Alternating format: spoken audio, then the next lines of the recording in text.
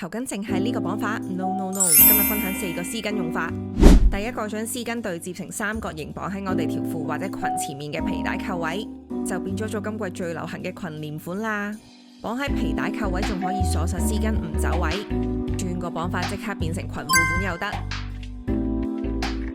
第二個玩法，將絲巾對接成三角形，先搭喺膊頭上面，將絲巾嘅角位穿喺件外套上面嘅紐扣窿位，另一邊嘅角繞過腋下穿喺第二個扣紐窿位，即刻變成一個斜孭帶配件，扣喺紐門位仲可以鎖實絲巾唔走位。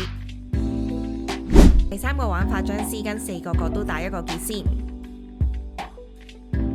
揾個可拆卸嘅斜孭帶，拆條短帶出嚟，將其中2個角綁死結，再扣上啱啱拎出嚟嘅短帶。另一邊冇開口扣位置，可以先將絲帶穿過去個扣度，再綁個死結。